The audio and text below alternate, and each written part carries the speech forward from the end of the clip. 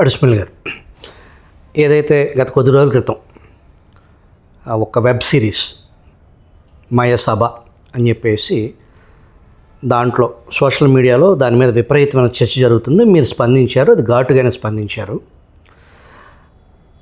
ఒక డిస్క్లైమర్ వేసేసి ఇది కల్పిత కథ అని చెప్పేసి ఒకటి రెండు సెకండ్లో దాన్ని అలా చూపించేసి లోపల డైరెక్టర్ ఆయన స్వేచ్ఛగా కథని నడిపించి ఒక పక్కన ఆ నేరేషన్ పలానా చంద్రబాబు నాయుడు, రాజశేఖర్ రెడ్డి, రాయలసీమకి వచ్చేటప్పటికి అనంతపురం పరిటాల రవి ఫ్యామిలీకి సంబంధించి ఆ చరిత్ర, ఇటు బెజవాడకి వచ్చేటప్పటికి వంగవీటి, దేవినేని ఈ చరిత్రనే చేసేసుకుని అక్కడ కొద్దిగా ఇక్కడ తీసుకుని అసంబద్ధంగా లింకు లేకుండా చేసిన దాని మీద మీరు స్పందించారు.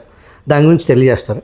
ఇప్పుడు యాక్చువల్గా 78 నుంచి కూడా మేము చాలా ఆసక్తిగా, అంటే చంద్రబాబు గారు స్టోరీ చెప్పాడు కాబట్టైనా అప్పటి నుంచి మనకు ఒక అవగాహన ఉందండి రాజకీయం మీద.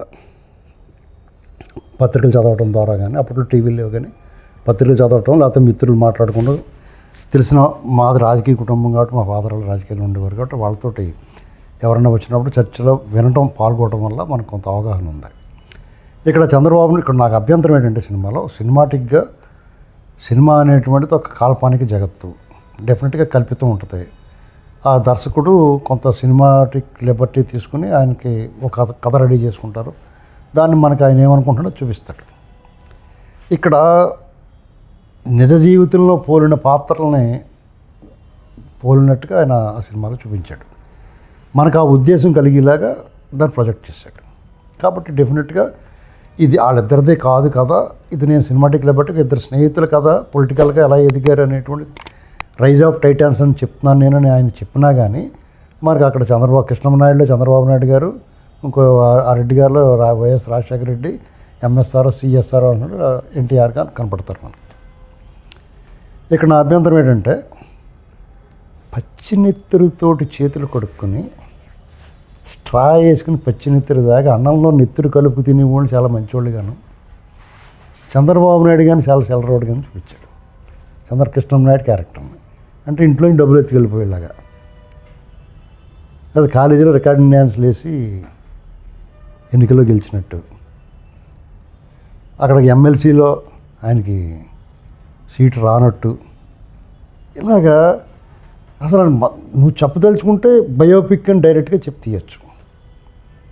లేదా అసలు ఆ క్యారెక్టర్లకి సిమిలారిటీ లేకుండా తీయచ్చు. ఇప్పుడు పలాస్ సినిమా తీశారండి, అందులో కొంతమంది రాజకీయ నాయకులను పోలిన పాత్రలు ఉంటాయి. అందులో వాళ్ళు కూడా ఉదహరిస్తారు.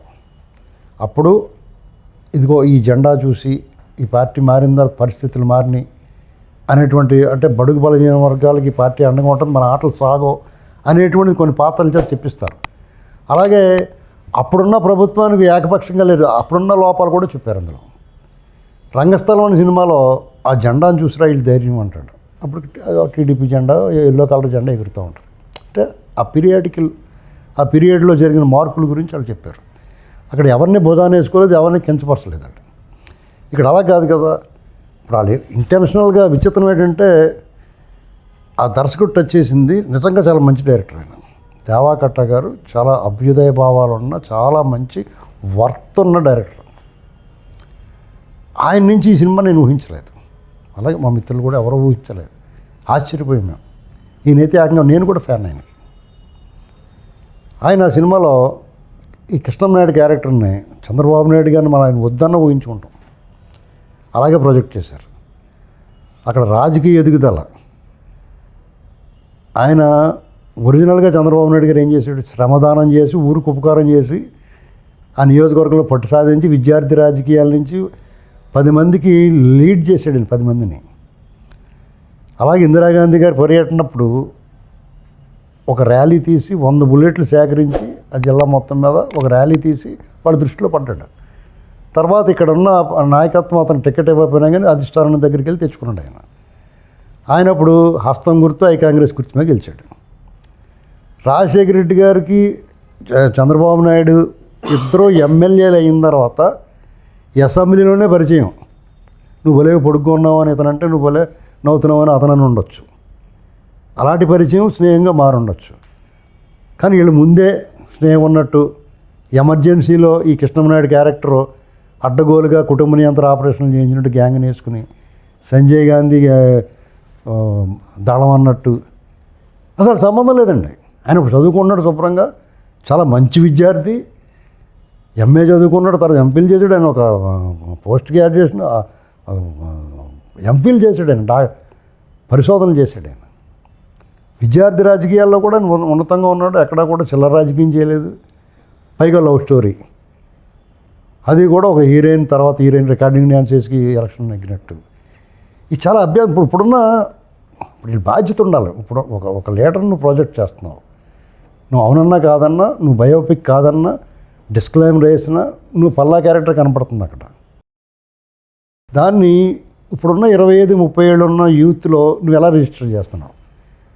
గత 20-30 ఏళ్ళ నుంచి రాజశేఖర రెడ్డి పెట్టిన దరిద్రం చంద్రబాబు నాయుడు గారిని 2 ఎకరాల నుంచి 2,000, లేకపోతే సింగపూర్లో హోటల్లో ఈయన అడుగడితే కరువు వస్తుంది, ఇలాంటివన్నీ వ్యూహాత్మకంగా ఎక్కించేశారు. కొన్ని వ్యవసాయం దండగా అన్నాడని అబద్ధాలు, పిచ్చి అబద్ధాలు. వీళ్ళు ప్లాను ఏంటంటే ఒకడేదో ఒకటి రాస్తాడు, దాని వెబ్సైట్లో వేస్తారు, దాని మీద వైరల్ చేస్తారు, దాని మీద చర్చ పెడతారు, అది నిజమని నిరూపిస్తారు. అలాగా పెద్దిరెడ్డి కనుక చదువుకున్న రోజుల్లో చంద్రబాబుని కొట్టబట్టి ఆ కక్షను మనసులో పెట్టుకుని 4 సంవత్సరాల తర్వాత ఆయన సీఎం అయిన తర్వాత కొడుకు మీద కక్ష తీర్చుకున్నాడని చెప్పేసి జగన్మోహన్ రెడ్డి విలేకరులతో చెప్పాడు. కొత్తగా మొదలెట్టాడు అంటే 95లో సీఎం అయినప్పుడు వదిలిపెడతాడా? మామూలుగా ఆ రోజు అసలు పెద్దిరెడ్డి గారికి వైరం రాజశేఖర రెడ్డితోటి. చంద్రబాబు నాయుడు గారు ఉద్దేశపూర్వకంగానే పెద్దిరెడ్డిని రాజశేఖర రెడ్డి పక్కల బడిలో ఉండిచ్చాడు రాయలసీమలో. అది నిజం. అర్థమైందండి? అతను పక్కల బడిలో ఉంటాడులే అని అతను ఏమి చేయకుండా వదిలేశాడు. పైగా వాళ్ళకి వైరం ఏం లేదు. అతను మొన్న 19 ఎన్నికల ముందు జగన్మోహన్ రెడ్డికి పెట్టుబడులు పెట్టి కాంట్రాక్టులు తీసుకుని, అంతకుముందు కూడా చంద్రబాబు నాయుడు గారు రిక్వెస్ట్ చేసుకుని అతను బిల్లులు క్లియర్ చేసుకున్నాడు అతను.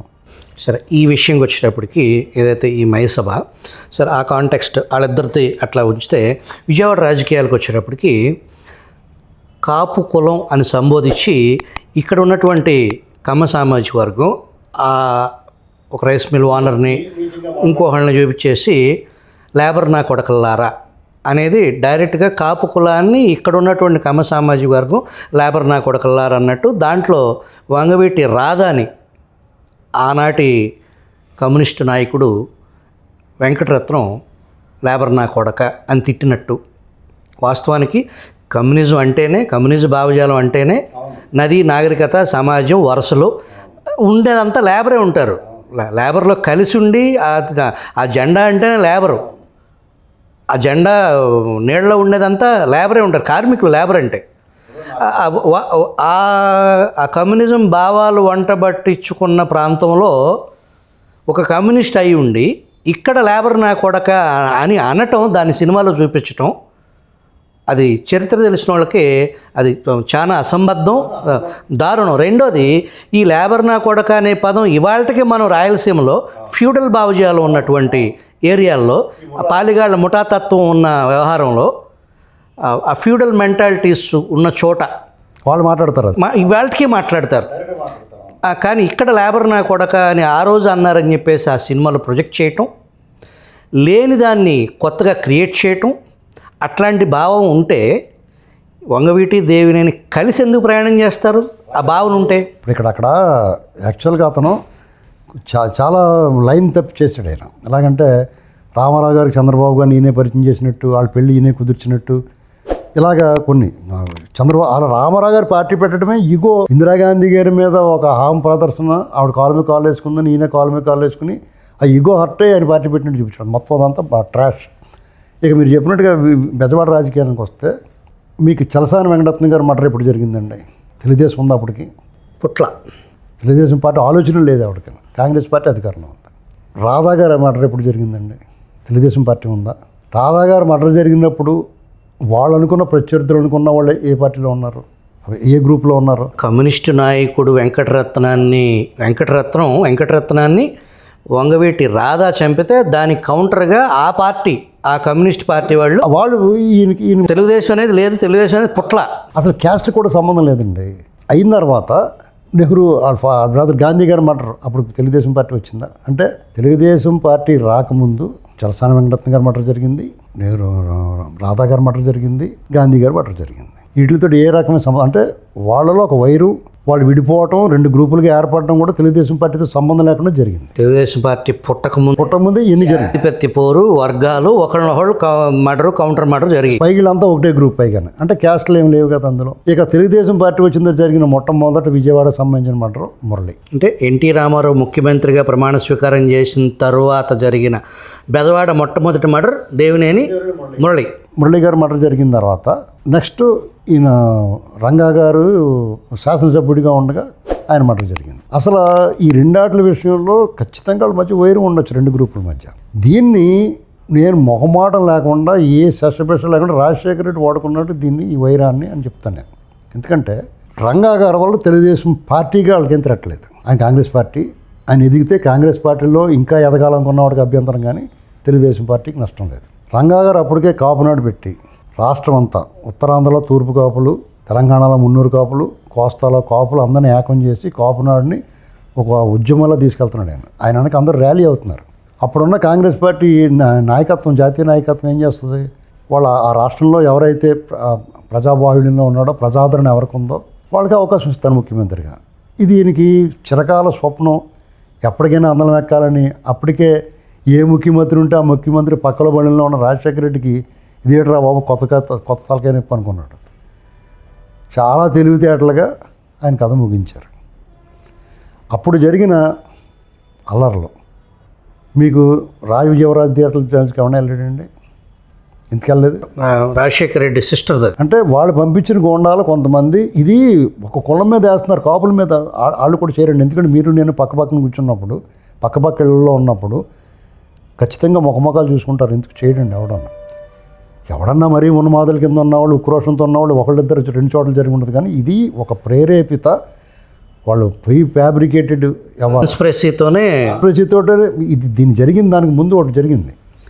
యాక్చువల్గా ఆ రోజు దాడి వేరే వాళ్ళు చేస్తారు, రంగా గారు త్రుటిలో తప్పించుకుంటాడు. దాన్ని అడ్డం పెట్టుకుని ఆ వాళ్ళు అల్లర్లు చేయాలి 31st అనేటువంటిది ఒక ప్లాన్. కానీ ఈయన లేపేశారు, దాన్ని యథాతథంగా వీళ్ళు గోండాలు అమలు చేశారు. అయితే కొన్ని చోట్ల దురదృష్టం ఏంటంటే ఎవరైనా సరే రంగా గారు చనిపోవటం, ఆయన చంపేయడం అనేటువంటిది చాలా దురదృష్టకరం. ఒక నిరాహార దీక్షలో ఉన్న శాసనసభ్యుడిని ఎవరు చంపినా వాస్తవికంగా దుర్మార్గం. కానీ దాని అనంతరం జరిగిన దాని గురించి ఏ ఒక్క ఎదవా మాట్లాడేటండి? మాట్లాడాలి కదా. ఇది ఎవరన్నా మాట్లాడితే వివాదం అయిపోద్దాం అనుకుంటారు. ఇప్పుడు ఆ రెండు కులాలు హ్యాపీగా ఉన్నాయి. ప్రతిసారి ఎన్నికలు వచ్చేటప్పుడు దీన్ని తీసుకొచ్చి పెడతారు. ఎవడో పృథ్వీరాజ్ అంటే ఒకడు వస్తాడు, ఆ వాడు కోడెల శివప్రసాదరావు చెప్పాడు, చంద్రబాబు నాయుడు ఫోన్ చేశాడు, పృథ్వీనారాయణ వీళ్ళు ఇదే పని. అది ఇంకొకటి వస్తాడు, అది వాళ్ళ చంద్రబాబు నాయుడు గారు చంపించేసాడు. చంద్రబాబు నాయుడు గారికి ఏం సంబంధం అండి అసలు? ఆయన అలా 1989 తర్వాత ఆయన దీంట్లోకి వచ్చాడు, ఆయన యాక్టివ్గా ఎమ్మెల్యే అయ్యాడు. 85 నుంచి 89 వరకు కర్షక పరిషత్ తీసుకుని అయినా ఆ రైతులు ఆ గోవాలో ఉన్నాడు, పార్టీ క్యాడర్ నిర్మించుకుంటాడు. అప్పుడు అంతా యాక్టివ్గా లేడు అసలు పవర్ పాలిటిక్స్లో. ఆయనంతా పార్టీ పని చూసుకున్నాడు. ఆయనకి ఏం సంబంధం లేకుండా ఆయన ఇన్వాల్వ్ చేస్తారు. రంగాన్ని చంపించారు. ఆ కుటుంబానికి తెలుసు. అది క్యాస్ట్ వారే కాదు, ఎందుకంటే రంగా గారు మిసెస్ స్వయంగా కమ్మావిడ కదా. ఇది క్యాస్ట్ వార్ కింద క్రియేట్ చేశారు. కమ్మ కాపు కలిస్తే కనుక వాళ్ళు ఈ కాంటెస్ట్ చూస్తే అస్సలు సంబంధం లేని ఈ వివాదాలకు ఏదైతే ఆది నుంచి ఇప్పటి వరకు ఇది కమ్మ వర్సెస్ కాపు అనే దాన్ని ప్రపంచవ్యాప్తంగా ఏదైతే చేశారో దాన్ని ఇప్పుడు మీరు చెప్పిన దాన్ని బట్టి ఒక సంఘటన నాకు గుర్తొచ్చింది. మొన్న 2019 ఎన్నికల సమయంలో వైఎస్ జగన్మోహన్ రెడ్డికి ప్రస్తుత బంధువు అయినటువంటి స్థానిక ఒక లాయర్ గౌతమ్ రెడ్డి దేవినేని వంగవీటి రంగాని పాముతో పోలుస్తూ కనపడ్డ వాళ్ళని కరుస్తూ దేవుడి పటాలు దాక్కుని పటాలు వెనక్కి వెళ్ళి దాక్కుంటే చంపకుండా ఉంటారా అనేది ఒక శాటిలైట్ ఛానల్ ఇంటర్వ్యూలో చేస్తే అది చాలా పెద్ద గొడవ అయింది. అతను అలా మాట్లాడటానికి కారణం మీరు చెప్పే అర్థంలో రాజశేఖర్ రెడ్డి ఆ కాన్స్పిరసీ థియరీ మ్యాచ్ అవుతుందంటారా? ఇప్పుడు మీకు ఇక్కడ ఎన్టీ రామారావు గారి ప్రపంచాన్ని వీళ్ళు తట్టుకోలేపారండి. ఈ పాలిగాళ్ళు వాళ్ళ పెత్తనం కావాలా, వాళ్ళ అధికారం కావాలి, వాళ్ళ చేతిలో ఉండాలి, అంతా వాళ్ళే దోచుకోవాలి. ఒకసారి వాళ్ళ ఆధిపత్యానికి సవాల్ ఎదురైంది ఎన్టీ రామారావు గారి రూపంలో. బడుగు బలహీన వర్గాలతో సబ్బండ వర్ణాలు అంటూ ఉంటారు తెలంగాణ. అలాగా అన్ని కులాలు ఏకమే నిలబెట్టుకున్నాయి. మీకు కమ్మ కాపు కలిసి లేకపోతే తూర్పుగోదావరి జిల్లాలో సంపూర్ణ విజయం లభిస్తుందా? పశ్చిమ గోదావరి జిల్లాలో మీరు ఏ 2 జిల్లాల్లో కాపులు ప్రాబల్యం ఉంటుంది అంటారో అక్కడ సంపూర్ణ విజయం ఎలా సాధ్యం అవుతుందండి? పోనీ రంగా గారు చనిపోయిన తర్వాత ఆ ఎన్నికల్లో రాజశేఖర రెడ్డి మాయలో పడి ఏదైనా తేడా వచ్చిందనుకోండి. 94లో మరి రాజశేఖర్ చెప్తూ ఉంటాడు 94లో ఆ విజయం అప్రతిహత విజయం, జగన్మోహన్ రెడ్డి విజయానికన్నా మించిన విజయం అది. 150, అప్పుడు 23 వచ్చినాయి టీడీపీకి, అప్పుడు ఉమ్మడి రాష్ట్రంలో 26 వచ్చినాయి వాళ్ళకి. ఇది ప్రజలు తెలుసు, కాపులకి తెలుసు, కమ్మారికి తెలుసు. మనకు గొడవ కదరా బాబు ఆడు పెట్టేసి నగ్గిపోవడం. కానీ ఇంట్లో ఇంకొకసారి సందర్భం వచ్చింది కాబట్టి మనం ఇది అట్లీస్ట్ విజువల్ ద్వారా ప్రేక్షకులకి ప్రజలకు తెలియాలి. దివంగత రాజశేఖర్ రెడ్డి అకాల మరణం, దానికంటే ముందు ఏదైతే ఒక దారుణ హత్యకు గురైన వంగవీటి రంగా తనయుడు, ఆయన వారసుడు వంగవీటి రాధాకృష్ణకి టికెట్ విషయంలో రాజశేఖర్ రెడ్డి ససేమేర అంటే ససేమేర వ్యతిరేకించారు టికెట్ ఇవ్వటానికి. ఒప్పుకోలేదండి. ఆ రోజు ఇక్కడ విజయవాడ పార్లమెంట్ సభ్యుడిగా కాంగ్రెస్ పార్టీ తరపున లగడపాటి రాజగోపాల్ నుంచోవటం, అశ్విని దత్తు తెలుగుదేశం తరపున నుంచోవటం, 2004 చిరంజీవి అశ్విని దత్తుకు స్నేహితుడయ్యి నా మద్దతుని నా మిత్రుడు నా స్నేహితుడు అశ్విని దత్తుకి ఇస్తున్నానంటే అప్పుడు ఈ కలయిక ఆ ఓటు షేరు కాపుల ఓట్లతో అశ్విని దత్తు బయటపడిపోతాడు. ఎట్టి పరిస్థితుల్లో నేను గెలవాలి అంటే రంగా తనయుడికి కాంగ్రెస్ పార్టీ తరపున టికెట్ ఇప్పించాల్సిందే అని గట్టి పట్టుదలతో ఢిల్లీ వెళ్ళి రాజశేఖర్ రెడ్డిని కాదని టికెట్ తీసుకొచ్చాడు వంగవీటి రాధాకృష్ణకి. ఆ ఎన్నికల్లో వంగవీటి రాధ విజయం సాధించారు. తను ఎమ్మెల్యేగా గెలిచిన తర్వాత మొట్టమొదటి ప్రెస్ మీట్లో విజయవాడలో ఆయన మాట్లాడింది, నా ఓటమి కోసం కాంగ్రెస్ పార్టీకి చెందిన మల్లాది విష్ణు ఆహర్నిశలు పనిచేశాడు, నా ఓటమి కృషి చేశాడు, అతన్ని కాంగ్రెస్ పార్టీ నుంచి ఇమ్మీడియట్గా సస్పెండ్ చేయాలి అని చెప్పేసి నాటి స్థానిక శాసనసభ్యుడు, తూర్పు శాసనసభ్యుడు వంగవీటి రాధా డిమాండ్ చేశారు. అవును. ఈ రాధా డిమాండ్ చేసిన 48 గంటల్లోనే ఉడా చైర్మన్గా అతనికి మల్లాది విష్ణు చాలా దగ్గర మనిషి, సొంత మనిషి వైఎస్ రాజశేఖర రెడ్డికి. అవును. ఆ తర్వాత ఆయన టికెట్ ఆ తర్వాత జరిగిన పరిణామాల్లో ఆయనకి టికెట్ ఇచ్చారు. ఈయనకి మొండిచే చూసినప్పుడు ఈయనకి పొమ్మనకుండా పోగొట్టేశారండి. ఈయన పొమ్మనకుండా పోగొట్టేస్తే ఏం చేస్తారు, ప్రజారాజ్యంలో జాయిన్ అవ్వాల్సి వచ్చింది. ఇక్కడ నా పర్సనల్ ఒపీనియన్ ఏంటంటే ఎవరి అభిప్రాయం అలాగున్నా రంగా గారి మీద నాకు మంచి ఒపీనియన్ ఉంది. ఎందుకంటే అందరూ అనుకున్నట్టుగానే వీళ్ళు ఏదో ముఠాలో రాజకీయాలు రౌడీలు ఇలా అనుకుని వినేవాళ్ళు. మా గోదావరి జిల్లాలో మాకు అలా అనిపించేది. కానీ నేను కొన్నాళ్ళు బెజవాడలో ఉన్నప్పుడు 96 నుంచి కొన్నాళ్ళు నేను ఇక్కడ 4-5 ఏళ్ళు బెజవాడలో ఉన్నప్పుడు కొంతమంది చెప్పింది ఏంటంటే అప్పుడు రంగగారు లేడు, కానీ ఆయన గురించి చెప్పింది ఏంటంటే చాలా మంచోడు అండి, అతను హెల్పింగ్ నేచర్ ఉండేది, బలవంతపు వసూళ్ళు ఎప్పుడు లేవు. సపోజ్ ఏదైనా ఒక దసరా జరుగుతుంది అనుకోండి, లేకపోతే ఒక ఈవెంట్ జరుగుతుంది అనుకోండి, సాధారణంగా వసూళ్ళు చేస్తారు కదా వీళ్ళు. అతను ఏమన్నా ఉంటే ఇలా చేస్తున్నామండి అంటే మేము 10,000 ఇస్తున్నాం లేకపోతే 1,00,000 ఇస్తున్నాం అంటే సరే అని చెప్పి తీసుకునేవారు వాళ్ళు. ఆ కార్యక్రమానికి ఏదో ఆ రసీదు ఇచ్చిపోయేవారు. ఇక డిమాండ్ ఉండేది కదండి, నో డిమాండ్ నో కమాండ్. వాళ్ళు ఏదన్నా మా పని వచ్చింది ఇలా కష్టం వచ్చిందంటే అందులో నిజం ఉందని తెలిస్తే నిలబడేవాడు చివరి వరకు అని చెప్పారు. ఎవరో వీళ్ళు వైరం అనుకుంటున్న కమ్మ సామాజిక వర్గం వాళ్ళే. తర్వాత కొన్ని విషయాలు మనకు తెలుస్తాయి కదా లోకల్గా ఉన్నప్పుడు. ఇప్పుడు సహజంగానే ఒక ఆధిపత్యం పెత్తనం కావాల్సినప్పుడు కొంత దుర్మార్గం దౌర్జన్యం చేసి తీరా, లేకపోతే ఆవిడ ఆకర్షితం ఉండదు. కానీ రాధా అంతకన్నా మంచోడు. వాళ్ళ అబ్బాయి చాలా సౌమ్యంగా ఉంటాడు. ఇప్పుడు అతనిలో అగ్రెసివ్నెస్ ఎక్కడ ఉందండి? ఎవరన్నా అనవసరంగా తిడతాం కొడతాం ఇలాంటివి ఏమైనా ఉన్నాయి అసలు? ఇప్పుడు వాళ్ళకున్న ఇమేజ్, వాళ్ళ నాన్నగారికి ఉన్న ఇమేజ్కి అతను సెల్ఫ్గా ఎస్టాబ్లిష్ అవ్వచ్చు. అతను చేమకు కూడా హాని చేసే మనస్తత్వం లేదు అతనికి. ఇప్పుడు మీకు ఇక్కడ అంటే రాజకీయంగా దురదృష్టవశాత్తు అతను ఎందుకు వెనకబడుతున్నాడో తెలియదు, కానీ అతనికి డెఫినెట్గా చంద్రబాబు గారు మంచి అవకాశం ఇస్తాడని నేను అనుకుంటున్నాను. ఎందుకంటే వాళ్ళ పట్ల వాళ్ళకి మంచి ఒపీనియన్ ఉందని నాకు కొంత సమాచారం ఉంది, నాకు తెలుసు. అంతేగాని ఇది ఇప్పటికే ట్రై చేస్తున్నాడు జగన్మోహన్ రెడ్డి వీళ్ళ మధ్య ఎగ్గెడతానికి. అనుక్షణం అది ప్రయత్నం, నిరంతర ప్రయత్నం. ఇప్పుడు మీకు అతను ఉన్నాడు కదా, ఎవరో నరసాపురంలో కావచ్చు, ఇప్పుడు ఇది కావచ్చు. ఇప్పుడు నరసాపురంలో ఉంటాడు ఆయన, చేయకుండా హరిరామ్ జోగయ్య గీసి అగ్గిపోలు తగ్గీసాడు పంజర్లా. ముద్రగడ పద్మనాభం గారు గీసి తడిసిపోయిన అగ్గిపెట్టండి వీళ్ళిద్దరి మధ్య వైరం. కాపు కమ్మ మధ్య వైరం అనేటువంటిది తడిసిన అగ్గిపెట్టి ఎంత గీసిన ఎలగదు. ఎందుకంటే ఇరుపక్షాలకే కూడా ఒక రకమైన క్లారిటీ వచ్చింది. వీళ్ళు కొట్టు సత్తే ఎవడ లబ్ధిదారుడు అనేటువంటి తెలిసింది, స్పష్టత వచ్చింది. డెఫినెట్గా అటుగాని ఇటుగాని కొంతమంది ఉన్మాదులు ఉంటారు. అది ఎవడ ఏం చేయాలి, మైన్యూట్.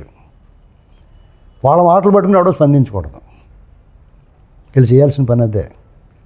కులాల మధ్య వైరం అంటే జాతి మొత్తం నష్టపోద్దండి. మొత్తం స్టేట్ ఇలాగే దరిద్రంగా తగలడిపోవడం కారణం ఏంటి?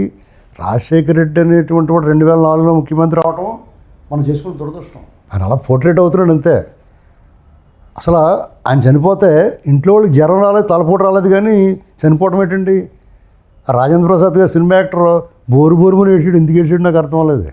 ఆయనకి ఎంత బాధ వచ్చేసింది. మాకు అనిపించింది చివుకు. కంటిన్యూస్ టీవీ చూసాడు. ఇప్పుడు మాకు చివుకు మంది, అరే ఇలా చచ్చిపోడరా. రాజశేఖర రెడ్డి కాంగ్రెస్ పార్టీని నేను ఓపెన్గా చెప్తున్నాను, కరుడుగట్టిన కాంగ్రెస్ వ్యతిరేకం నేను. అది చనిపోవడం అనగానే అయ్యో ఇలా చచ్చిపోడరా పాపం అనిపించింది, బాధ వచ్చింది. అంతకు మించి బోరు నేడిచి బట్టలు చింపేసి రోడ్డు మీద దులేస్తామా? వాళ్ళందరికన్నా మంచిగానే బాధపడ్డాం మేముని. చనిపోవడం ఏంటండి? షర్మిల ఏమని తెలుసా, ఒక ఇంటర్వ్యూలో ఏబిఎన్ ఆర్కే ఇంటర్వ్యూలో, ఆ రాత్రి భోంచేసి పడుకున్నాను నేను, పొద్దున్న లేచిన తర్వాత తెలిసింది అన్నది. వాళ్ళ నాన్నగారు కనపట్లేదని తెలిసినది కానీ పడుకుంది అమ్మాయి వెళ్ళి. జగన్మోహన్ రెడ్డి ఏం చేసి ఉంటాడో, అక్కడ ఎక్కడున్నాడో తెలీదు. తెచ్చుకున్నారు తర్వాత. ఇవన్నీ ఏంటంటే మీడియా కూడా చాలా హైప్ చేశారు. ఆ పార్టీకి అవసరం రాజశేఖర రెడ్డి గారు ఆ సానుభూతి. ఎందుకంటే ఆయన కొంతమంది దగ్గరయ్యాడు, అది మాట వాస్తవం. ఇక్కడ చంద్రబాబు నాయుడు గారికి రాజశేఖర రెడ్డి గారికి పోలిస్తే ఒక అర్థం ఉంది. చాలామంది జగన్కి చంద్రబాబు గారికి ఆ దరిద్రంతో పోలుస్తారు. రాజశేఖర రెడ్డి గారితో పోల్చొద్దు అంటాను నేను. ఎందుకంటే చంద్రబాబు నాయుడు గారు ఆ పార్టీ వాళ్ళ విధానం, ఆ పార్టీని వాళ్ళ వరకు కాపాడుకున్నాడు. ఆ పార్టీని ఎక్కడ కాపాడారు? కాంగ్రెస్ ఎక్కడ ఉంది? ఆంధ్రప్రదేశ్లో ఎక్కడుందండి కాంగ్రెస్? చివరిగా రాజేష్ గారు, ఇప్పుడు నిన్న ప్రెస్ మీట్లో జగన్మోహన్ రెడ్డి రాహుల్ గాంధీని గెలగటం, పక్క సీఎంని గెలగటం, దేశ రాజకీయాల్లో ప్రస్తుత తెలుగుదేశం పార్టీ కీలక రోల్లో ఉంది అక్కడ మద్దతు. కానీ జగన్మోహన్ రెడ్డి మీద ఉన్న డజన్ల కొద్ది కేసుల్లో ఒక్క అడుగు ముందుకు వెళ్ళలేని పరిస్థితి. ప్రస్తుతం ఏదైతే సిట్ ఆధ్వర్యంలో లిక్కర్ కుంభకోణానికి సంబంధించి ప్రభుత్వం డ్యామ్ సీరియస్గా వర్క్ చేస్తుంది, పూర్తి స్థాయిలో వర్క్ చేస్తున్నట్టే మనకు వచ్చే కథనాలు. వెంటనే ఆ షార్ట్ షీట్స్ కానీ ఆ ఎవిడెన్స్ కలెక్ట్ చేసేవారు పగలు రాత్రి పనిచేస్తున్న లీగల్ టీం అనేది మనకు అందుతున్న సమాచారం. అది తప్ప గతంలో అతను రోజు శుక్రవారం కోర్టుకు అటెండ్ అవ్వాల్సిన అంశాన్ని ముఖ్యమంత్రి హోదాతో తప్పించుకొని ఇప్పటికి సంవత్సరం దాటినా కూడా కోర్టుకు అటెండ్ అవ్వకపోవటాన్ని, ఈడీ సిబిఐ ఒక్కడుగు ముందుకు అయిపోవటాన్ని, బాబాయ్ హత్య కేసులో నిన్నగాక మొన్న సిబిఐ దర్యాప్తు పూర్తయింది, మీరు దర్యాప్తు చేయమని ఆదేశిస్తే మేము చేస్తామని జుగుప్సాకరంగా సిబిఐ, ఇదే అత్యున్నత నేర దర్యాప్తు సంస్థ మాట్లాడటం. ఏం జరుగుతుంది? మీకంటే ఢిల్లీలో జగన్మోహన్ రెడ్డే శక్తివంతమైనోడు అనేదేనా దాని అర్థం? ఇక్కడ ఒకటి వాస్తవం ఏంటి అంటే, మీరు చెప్పింది 100% అక్షర సత్యం. 2019 మే 31 జగన్మోహన్ రెడ్డి ముఖ్యమంత్రిగా బాధ్యతలు చేపట్టిన తర్వాత అప్పటికి సుప్రీంకోర్టు తీసుకున్న నిర్ణయాన్ని అనుసరించి దేశవ్యాప్తంగా ఉన్న ప్రజాప్రతినిధుల మీద నమోదైన కేసులు రోజువారీ ప్రాతిపదిక మీద విచారణ చేయాలి, ప్రత్యేక కోర్టులు ఏర్పాటు చేయాలి, 1 సంవత్సరం లోపుగా ఒక లాజికల్ కంక్లూషన్కి తీసుకురావాలి అని చెప్పి ఒక నిర్ణయం జరిగింది. కానీ ఆచరణపూర్వకంగా ఒక్క రాష్ట్రంలో ఒక్క హైకోర్టు కూడా స్పెషల్ కోర్టులు కాన్స్టిట్యూట్ చేయలే. అంటే సుప్రీంకోర్టు ఇచ్చిన ఆదేశాలని దేశంలో ఏ ఒక్క హైకోర్టు కూడా దాన్ని ఎగ్జిక్యూట్ చేయలే. ఏ ఒక్క ప్రజాప్రతినిధికి సంబంధించిన కేసులు కూడా రోజువారీ ప్రాతిపదిక మీద విచారణ జరగల. అలాగే జగన్మోహన్ రెడ్డికి సంబంధించి అతను వ్యక్తిగత హాజరు మినహాయింపు పొందాడు. అన్నిటికన్నా ముఖ్యంగా వివేకానంద రెడ్డి గారి హత్య కేసులో ఇప్పటికీ అతని పాత్రని ప్రమేయాన్ని నిర్ధారించే సాక్ష్యాధారాలు కళ్ళ ముందు కనిపిస్తున్నా కూడా కేసు విచారణ ఒక లాజికల్ కంక్లూషన్కి రాలా. ఇవన్నీ ఒక అంశం. ఈ స్థాయిలో అతనికి ఆ ఇమ్యూనిటీ దక్కింది అని అంటే రఘురామకృష్ణరాజు గారు జగన్మోహన్ రెడ్డి బెయిల్ రద్దు చేయమని చెప్పని సిబిఐ కోర్టుని అప్రోచ్ అయిన రోజు రఘురామకృష్ణరాజు గారు లోకల్ స్టాండీ సిబిఐ ప్రశ్నించింది, కోర్టు కాదు. కోర్టు రఘురామకృష్ణరాజు గారి పిటిషన్ అలో చేసింది. కానీ నీకేం సంబంధం అని చెప్పని, అంటే అంతకుముందు జగన్మోహన్ రెడ్డి బెయిల్ రద్దు చేయండి, ఇతను విచారణకు సహకరించట్లేదు అని అడిగిన సిబిఐ నువ్వు ఏ వాదన అయితే తీసుకుంటున్నావో అదే వాదన సమర్థిస్తూ ఒక పబ్లిక్ ఇంట్రెస్ట్ లిటిగేషన్ ఫైల్ చేస్తే నాకు ఇంకొకరు బలంగా తోడయ్యారు అని చెప్పని వాళ్ళతో కలిసి పోరాటం చేయాల్సిన సిబిఐ ఖచ్చితంగా జగన్మోహన్ రెడ్డికి అనుకూలంగా ఆ కేసులో ఏ విధమైన పిటిషన్ ఫైల్ చేసింది మనకందరికీ తెలిసిందే. కాబట్టి ఇక్కడ దేశ అత్యున్నత విచారణ సంస్థ అయిన సిబిఐ అండ్ ఎన్ఫోర్స్మెంట్ డైరెక్టరేట్ స్పష్టమైన సాక్ష్యాధారాలు ఉన్నాయి. కలకటా సూట్ కేస్ కంపెనీల ద్వారా వందలాది కోట్ల రూపాయల మనీ లాండరింగ్ జరిగింది అని చెప్పి నిర్ధారణ అయింది. అయినా సరే దాదాపుగా నేను అనుకోవటం ఇవాళ ఆగస్టు 14 అంటే 11 సంవత్సరాల 10 నెలలు 11వ నెల నడుస్తూ ఉంది. రేపు 23వ తారీఖుకి 11 నెలలు పూర్తవుద్ది జగన్మోహన్ రెడ్డికి బెయిల్ వచ్చి.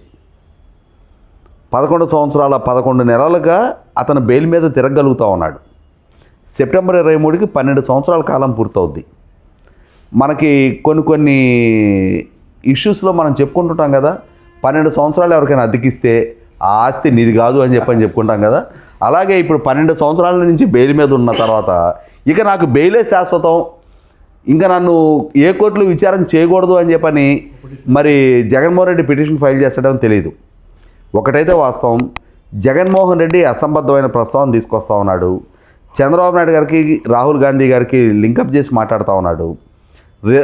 సంబంధం లేని రేవంత్ రెడ్డి గారిని ఇష్యూలోకి తీసుకొచ్చి ఇక్కడ అంటే మరి రేవంత్ రెడ్డి గారి పట్ల రాజకీయంగా అంతటి విభేదాలు ఉంటే మరి రేవంత్ రెడ్డి గారి ప్రభుత్వం ఇరిగేషన్ శాఖ మంత్రిగా ఉత్తమ్ కుమార్ రెడ్డి గారు, ముఖ్యమంత్రిగా రేవంత్ రెడ్డి గారు పోలవరం బనకచెర్ల నిన్ను నెత్తిన పెట్టుకొని గెలిపించిన రాయలసీమకి ఇరిగేషను వాటర్ సెక్యూరిటీ ఇచ్చే పోలవరం బనకచెర్ల ప్రాజెక్ట్ని వాళ్ళు అడ్డుకుంటుంటే నీకు నిజంగా వాళ్ళతో రాజకీయ విభేదాలు ఉంటే మరి వాళ్ళు రాష్ట్రానికి వ్యతిరేకంగా నిర్ణయాలు తీసుకుంటే నువ్వు ఎందుకైనా పోరాడట్లా, స్పందించడంలా? మా రాష్ట్రానికి సంబంధించే వరకు ఇక్కడ చంద్రబాబు నాయుడు గారికి నాకు రాజకీయ విభేదాలు ఉన్నా సరే మేము మా రాష్ట్ర ప్రజలు ముఖ్యంగా రాయలసీమ రైతు ప్రయోజనాల కోసం మేము కలిసి పనిచేస్తామన్న స్టేట్మెంట్ నీ దగ్గర నుంచి ఎందుకు రాలా? అంటే రేవంత్ రెడ్డి గారితో ఉన్నది రాజకీయ విభేదాలు కాదు. అలాగే కాంగ్రెస్ పార్టీతోటి ఇతను 100కి 100 పళ్ళు సైజు కోసం ప్రయత్నం చేశాడు.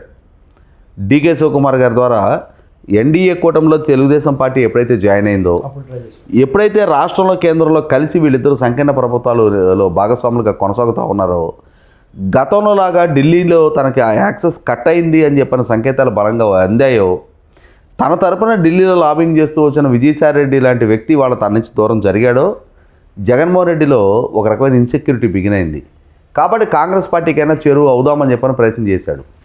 కానీ ఇతని ఆర్థిక అవకతవకల గురించి, ఇతని మీద నమోదైన కేసుల గురించి, ఇతని అరెస్టు గురించి, ఇతని మీద నమోదైన ఛార్జ్షీట్ల గురించి, ఆ ఛార్జ్షీట్లో ట్రంక్ పెట్టేల కొద్దీ సాక్ష్యాధారాలు, డాక్యుమెంట్ ఎవిడెన్స్ సిబిఐ కోర్టుకు సబ్మిట్ చేస్తున్న అంశాల పట్ల స్పష్టత ఉన్న రాహుల్ గాంధీ గారు ఇతన్ని ఎంటర్టైన్ చేయడానికి సిద్ధపడట్లా. ఈ నేపథ్యంలోనే అందన ద్రాక్ష పండు పొలంలాగా ఇప్పుడు రాహుల్ గాంధీ గారి మీద కూడా విమర్శలు చేయడానికి సిద్ధపడతా ఉన్నాడు. ఒక పక్క ఆంధ్రప్రదేశ్ రాష్ట్రంలో ఈవీఎంలను మేనేజ్ చేయడం ద్వారా ఎన్నికల ఫలితాన్ని ట్యాంపర్ చేశారు అంటున్నాడు. ఇదే విధమైన అంశంతో దేశ స్థాయిలో కేంద్ర ప్రభుత్వానికి వ్యతిరేకంగా ఉద్యమ బాట పడుతున్న రాహుల్ గాంధీనేమో చంద్రబాబు నాయుడు గారి సన్నిహితుడు అని చెప్పని, అంటే తనిస్తున్న స్టేట్మెంట్లని తనకు తనే కాంట్రాడిక్ట్ చేసుకుంటా ఉన్న ఒక కన్ఫ్యూజన్ మాస్టర్ జగన్మోహన్ రెడ్డి అనేది రాష్ట్ర ప్రజలకి, వాళ్ళ శ్రేణులకి ఒక క్లారిటీ వచ్చింది. విశ్లేషక త్రయంగా all the way from Hyderabad నుంచి అమరావతి విజిల్ స్టూడియోకి వచ్చి మీ విలువైన సమయాన్ని ఇంతసేపు విజిల్ ప్రేక్షకుల కోసం వెచ్చించినందుకు మీ ముగ్గురికి హృదయపూర్వక ధన్యవాదాలండి. Thank you very much.